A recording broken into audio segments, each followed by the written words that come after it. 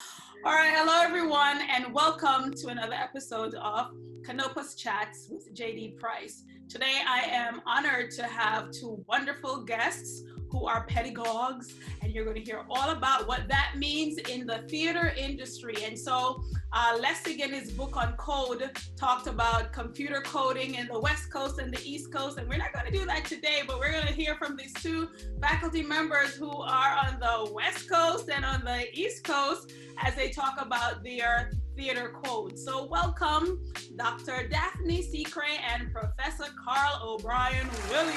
Yay! All right. All right, guys, welcome and thank you for joining me today. How are you doing? Fine, thank you.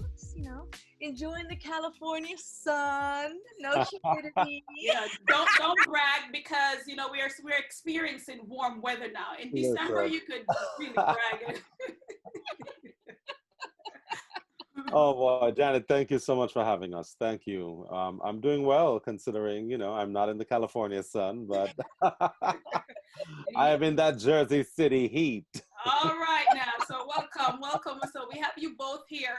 Now I call you the dynamic duo, and clearly my title for you has to do with your collaboration. So talk to me a little bit about how you guys started working together and are some of the projects you've collaborated on.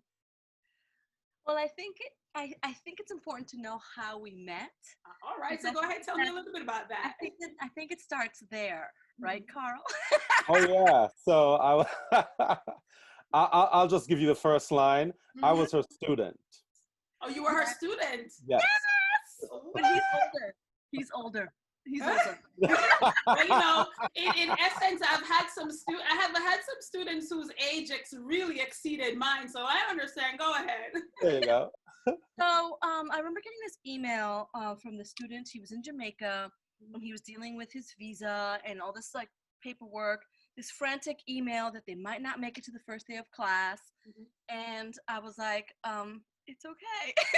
I was like, it's all right. I understand. And this is at NYU. I was teaching theater for young audiences. It was my first collegiate class ever, too. Wow. So it was the first time I was being given an opportunity to teach at the college level, and I was teaching theater for young audiences. So fast forward, I don't know, a day, 2, a week, I can't remember the time-wise. And in comes this man, and he's like, I made it. I think he just got off the plane. I'm not kidding. He made it to the class. So that's really awesome. So here it is.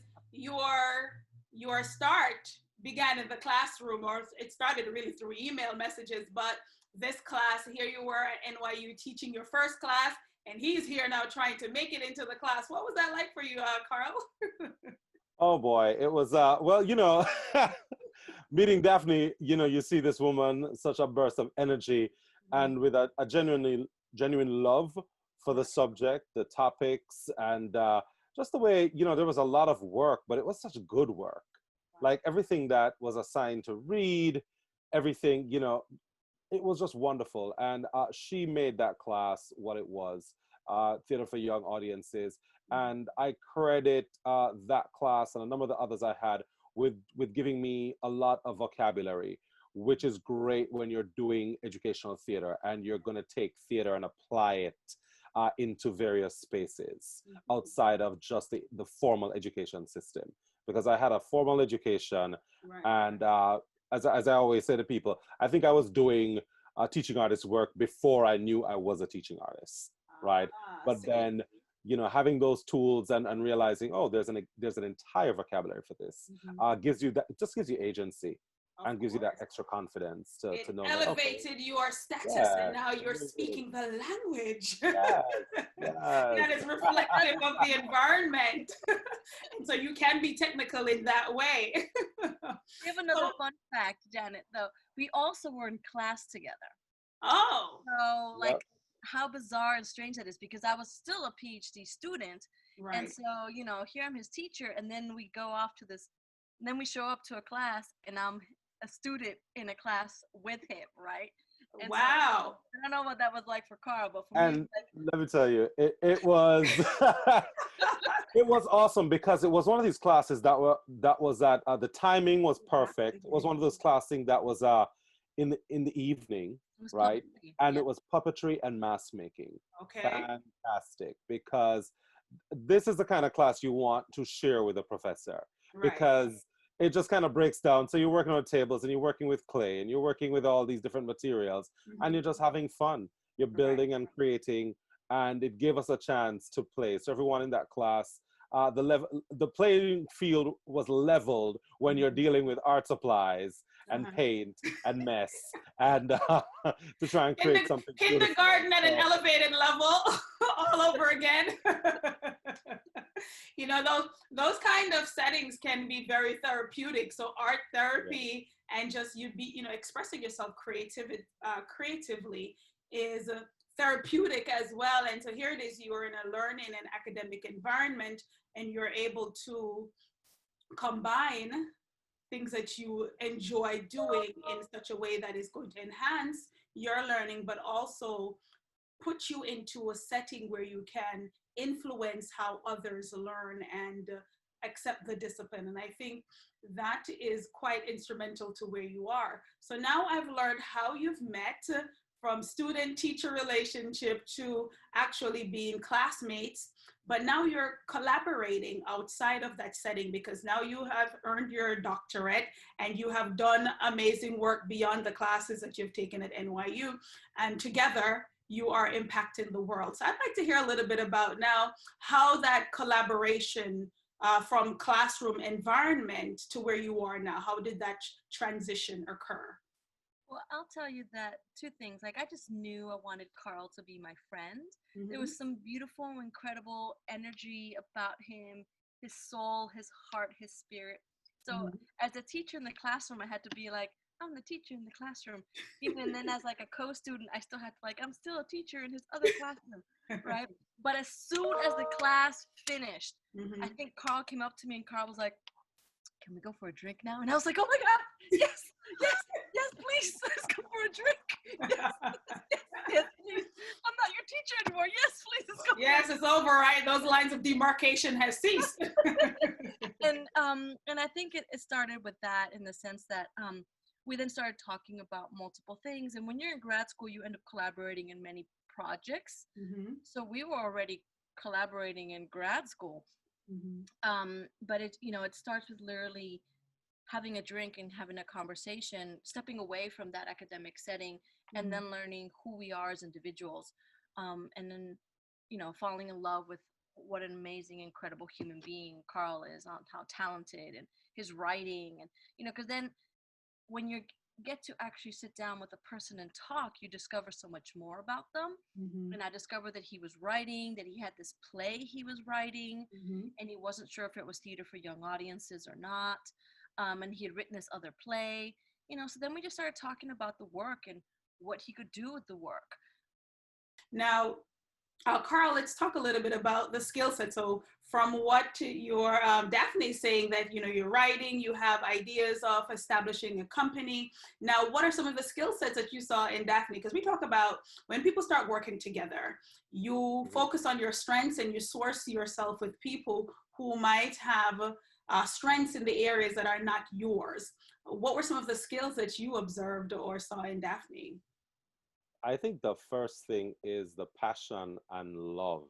We are both from climates that are tropical. When she told me about Mallorca and just this sunshiny spirit, this is not what you'd normally hear about the typical New Yorker, which is a phrase I've come to kind of scratch, because New York is so filled with so many people, right? Right. Yes. And she was just like this beam of light. And she's just continued to be that for me in so many things. I cannot tell, there's sometimes not a week goes by and I do not get an email or a text saying apply, submit, do this, do that. Someone dubbed her the queen of sharing documents, and it is so true. Yeah. And I've often found that the best teachers are those who really care and love. So yeah, the skill set's there, right? Because I take for granted that you're at an educational institution that's kind of top notch, so you're already bright. I already figured that, okay, intellectually, she's got that So down. you got But that I, out the window, right? yeah, So I her feel, yeah, credibility is out the window. exactly. You don't So need a resume for that. You I saw don't that need already. to see. Yeah, it was the other things that, Yeah. and the other things that usually attract me to people. Like, I am not that impressed by degrees and PhDs. I realize the importance of having them and of Right. having people of color, Black Indigenous persons having these degrees, because there's not that many of us in the academy or Right. in the industry that's operating at a particular level. So I know that that's important. But what got me was just this genuine love and compassion for students. Like, when you hear her talk about her students and how she wants to help and what she wants to do, and she will just go the extra mile and a half. When you see her care for her pets, her plants, living things, like that to me resonates far more, because then I realize, well, this is someone I can definitely have more than tea with. This is someone I can take long walks with and be barefoot on a beach with, and nothing's going to be questioned. We'll appreciate nature. We'll appreciate the very simple things in life. And I said, yeah, this is great for making art. Here you are working together on a project called We Are the Canon, an anti-racist approach to theater pedagogy, K through 12 teaching artistry. I want to know, where did this come from and how you gave birth to it and is now making it so well available to others that it's being sold out or always filled up as soon as you offer it. I want to hear it. Tell me. That's all Daphne again. that, Daphne will have this idea. Do you want to do this with me? And I usually say yes. It's usually followed by a yes. Yeah. Because it's, me, I will get caught up with all sorts of projects, all sorts of things, and just being busy for busy. And then Daphne will say, we should do this. And just her talking, I get where she's going. And I know, and again, it comes from that genuine place of care. She is caring that in this time, she knows already the students coming back to us in the fall are going to be forever changed. Right. We are forever changed. I've been teaching since I was 20, and I will turn 45 in the next year. Stop it. I was going to say you're going to be 21, so I don't know how we can't celebrate that 1 year. Basically, I've been teaching for 25 years. Wow, look at you. Fantastic. No, it's crazy. We started off teaching schools with students with different learning abilities. Then I was teaching at a middle school. Then I was teaching at a high school. Then I stayed teaching at a high school for a long time in Miami. And then I realized, like, I wanted more. And I was like, I want to go into higher education. And when I say more, it's because I wanted to reflect more change. Right. And the other day I was looking over my college essay that I wrote in 2006 for my PhD. I had gone and gotten my master's at NYU, but I wanted to do curricular change. I really wanted to, I can't even say uplift, but I wanted to center the voices of Latinx and Black folk, because I felt in my teaching, I wasn't seeing that. In my education, I hadn't really gotten that. And so I was like, okay, what can I do? And so if I go into higher education, maybe I can go into curriculum and help change this, and help add more voices. Fast forward, I'm getting my PhD. I decide to really focus in Afro-Latinx performance, because that's a voice Afro-Latinos are not, there's a tremendous amount of erasure, there's a tremendous amount of history that's not taught, and definitely within the Latinx community, there's a lot of anti-Blackness, and this denial of Blackness. It's insane. And so I was like, I'm going to focus on that. So my writing, my research, but there's still been this notion of, like, how can I help work with curricula? How can I help work with changing the way that we teach? And so in multiple conversations over years and years and years with Karl and with other colleagues of mine, we've always talked about, what can we do to change curricula? What can we do so the canon isn't centered in whiteness? What can we do so the canon isn't this Western dead white male canon? And so these conversations about We Are the Canon have been occurring between Karl, myself, and our friends and colleagues for years now. Right. Okay. And because we decided when we started teaching in these spaces that we wanted a change, that we did not want to see the canon being centered around whiteness. So let me ask you a question. Yeah. So you're changing the goal. The goal is to change the curricula. So who Yeah. are the attendees at the workshop? Are these faculty members, teachers? So you're giving them insight, you're giving them content as well as material that they can use in what? Facilitating sessions that will show more diversity? Is that what that means? We first That is start with fascinating. education. Mm-hmm. You start out, say that again. With education, Okay. like, and sort of a history of education, Mm-hmm. because it's, again, we're talking about theater pedagogy. Right. And it's really important to understand education and understand teaching and understand concepts. So if you're going to talk about anti-racist pedagogy, where does that come from? Who's been talking about that? What's been there before? What's developing at the same time? And so we first start about talking about that. Karl, you want to share a little bit more? Yeah, the thing is, so we are centering teachers, educators, right? And then when we realize this, we're like, wait a second, if we're doing the college educators, it's a completely different playing field. Right. When I've taught K through 12, Daphne's taught K through 12. First of all, K through 12 workshops could be split up into 3, because once students are growing from kindergarten to just grade 3, that's humongous growth, right, in terms of mental and physical attributes. So the idea is to split the workshops, because we need to focus on college. If you're teaching at the college level, whether it's 2-year or 4-year, that's very different from when you step into K through 12 spaces. And if you're a teaching artist in those schools and in those spaces, that's also very different. So we decided, but there's a lot that's similar, right? So yes, we are providing strategies, anecdotes, and kind of starting with the history is important. So this might not be attractive for people who just want to perform and do the performative aspects of theater, all right, the technical. But if you intend on teaching, on passing on this knowledge of going into either formal or informal spaces, this will be beneficial to you. Because so in terms of the offering, will this be something that you continue, or do you offer for a season, maybe during, or is this going to be a continuous workshop? Absolutely. I mean, continuous in the sense of, like, we will continue to offer the workshop. We haven't discussed whether we'll offer like a second second phase for those who've already taken it, or a third phase. We haven't talked about that yet, but because we would like to hit first as many people as possible. I mean, it would be great to bring in people who took the workshop maybe a year later and see their discoveries and maybe do something with that, but which is good. So in addition to making it a workshop, and here I am with all of my ideas, I'm hoping that you guys are considering maybe a curriculum, so that because if right now people are using Zoom to facilitate these workshops, and it's convenient, especially since you both are in 2 different places and time zones, right? But to reach more people, and especially for the K through 12, if you're designing a curriculum that they can follow and use, so then they can actually adopt it. I'm just saying, business idea. We also want them to do the work. Because it's really important.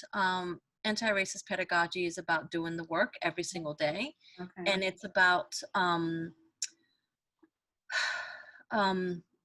being okay with failing at doing the work every single day.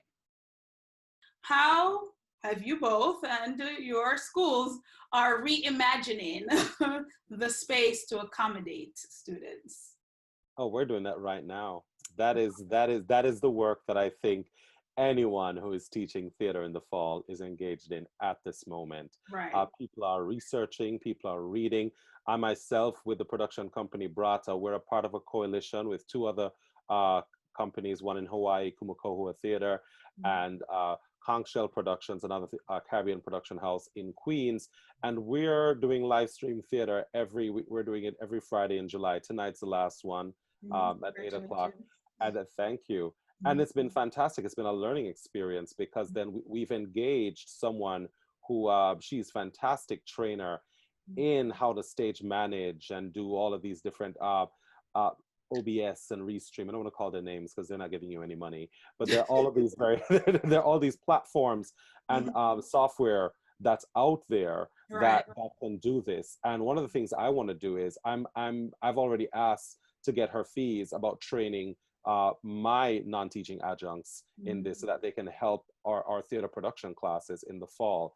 Because the thing is, if you are a parent, yes, you're concerned, but we don't know how long this thing is going to be. We don't know how long it's going to be here. So what better way, you know, and I was talking to someone about this yesterday, maybe it is that we go back to some of the roots of theater, that storytelling, the ritual, and center other practitioners like Boal, true Boal technique in ensemble building, and talking about the community, because this is what theater, and I learned this in Daphne's class, the history of theater and theater for young audiences. In every single time when there was some crisis in the world, it was the community theater that thrived. Poor people's theater thrived. Everywhere you go, that, you know, there's so many theater houses that flourish today owe their start to these quote unquote bad times, these rough times, because that's what you really have to think. And so here you're echoing the thought that we see the downside. That's the visible part. But what you're saying in essence is that there are these nuggets and these jewels, these pearls, if you may, that is embedded within the pandemic, and you are finding that and you're going back to the roots. And I think this helps others who are thinking about what are they going to do, how are they going to approach it. And I think we are helping by sharing this information so that they can consider how to approach it. Now, do you have any recommendations in terms of literature or material, since many people are researching this and maybe you've already ahead of the curve, anything you'd want to share that could help? So two things, like one, I was just watching this talk at ATHA, which is a theater conference, and they were talking about how their intro theater course all of a sudden shifted online. And so things really changed for the students, but it taught them this notion of like, okay, now I have to speak to a camera. So all of a sudden they were being taught to like speak in these boxes, in these spaces, because that was what was required of them. And some of these students were saying, this professor was sharing, some of these students were saying that then in turn helped them in job interviews. Right. Because all of a sudden they were already used to talking to the camera because they had been doing that in these classes. And a lot of interviews now sometimes are on Zoom. I've been having interviews on Zoom for, 3, 4, 5 years now. I've been using the Zoom platform for other things in organizations for about 5 years now. And so I've seen it grown and change, and I've seen other platforms that were being used before Zoom. And so it's been interesting. What I realized is as soon as we went online, so many of my colleagues were questioning, what am I going to do? How am I going to teach this? How do we do this? And we were having these conversations on Facebook. Then we transferred these conversations to Messenger. And then I was like, well, why don't I grab some of our ideas and put them together in a document? And so over in like 24 hours, I created a 15-page document. I grabbed all these resources I was seeing everywhere of how to teach online. And the document now is almost 60 pages long. And it has all of these resources that people all over the country and in Australia and in England. It's gone viral. It went viral. Completely viral. So where can people find this? Is this many places? Many places. Okay, excellent. Some like I can send it to you if you'd like, from like DEOs, like literally like DEOs have this, like theater associations have it, theater organizations have it, universities have it, libraries have it. I'm just like, oh my God, it's crazy. So is this part of the OER, which is Open Educational Resources? Oh Oh yeah. And that was the whole concept behind it. Right. The whole notion, it's open access because not all of the articles are OER, but all the articles are open access that I've put in there. But it's a document that anyone can access it from their phone, from their computer. And lots of people have contributed to it. Lots of friends of mine and colleagues of mine from multiple universities. And so many people have looked at it and felt like it's given them inspiration. I actually had a friend of mine who his wife is like a physics professor. And he sends me a message. He's like, "You're never going to believe this." And they're in Colorado. And I was like, "What?" He's like, "My wife was sent a document and and how to teach online, and it was all about theater, and she recognized his name, and this is a friend of mine from Spain, like we've known each other since high school, like middle school in Spain." And he's like, I know this person. She like calls him up and says, she's like, is this Daphne? Her husband's like, "Send me the document." And he's like, "That's Daphne." Why teaching like a completely different subject got sent this document. And so I think, again, it speaks to this notion of like the need of what we can do. The document itself also, when you think about it, is like it's virtual, right? So there's accessibility a lot of people can access it. But what's even crazier is like when I created, I had some images and I hadn't thought about people who are blind, and someone called me out and said, "If you have any images in that document, you have to describe them for anyone who's blind." And I was like, wow. And I learned that because I didn't know. But that is part of teaching online, because accessibility, we have students with various needs, and so we need to show and make sure we know all the functions that will address the needs of our different learners. And so that was great on the person's part to let you know, and also your receptivity in adjusting so that you can make the proper accommodations. And that's what we do in academia. I've shared that with other resources and documents that I've worked on. I've told people, I'm like, if you have an image, you must describe the image in full detail.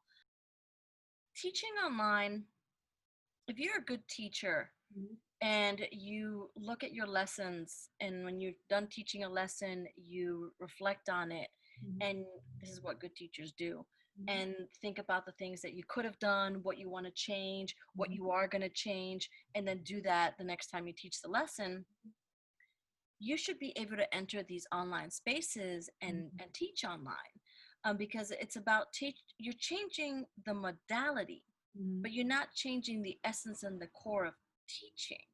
Right? You know, it's easier, and I can understand it because I've been doing this for a number of years, right? I don't want to date myself. I'm not telling you my age, but you're younger than me. Yes. No, but I've been, teaching online classes for over almost 10 years, right? And so I realized that sometimes it's not the confidence in your ability to teach. It's the use of technology that can be intimidating to many. And so change, it's easy for you and I to consider changing the curriculum, modifying as we go along. That's great. But I think it's when the technology, whether it's the Blackboard learning management system or the Canvas learning management system or the Moodle, and, depending on the user friendliness of the modality, I think that's where I think the divide exists right now. And with the experience that we are acquiring, then this is where we are helping to ameliorate and to encourage others to not be afraid of it, but to see it as something that they can increase their learning, just like we teach our students to do, right?